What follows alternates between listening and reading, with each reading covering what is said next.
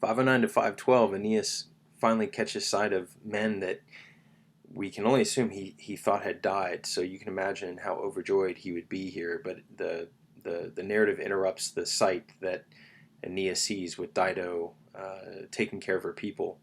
And the subito underscores that. When suddenly Aeneas, in a great throng, Widet here sees Antheus and Sergestus and brave Cloanthus and the others of the Teucrians, whom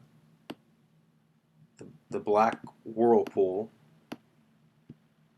had scattered in the ocean, in the water, and others, and had carried far off to other lands.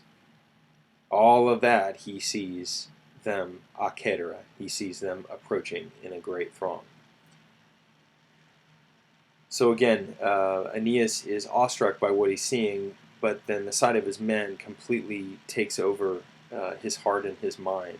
And I think the idea that you get all of this description here, you get a name Antheus, who is otherwise not attested. You get Sergestes or Sergestus, and you get brave Cloanthus, the brave being a pretty standard epithet that you see in Homer and then imitated by others.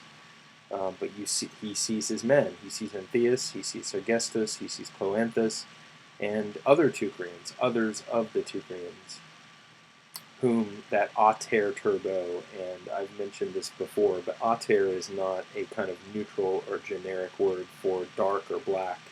It is negative, it's pejorative in connotation, gloomy, if you will. So the gloomy turbo, whirlpool, storms, etc., had scattered in the water.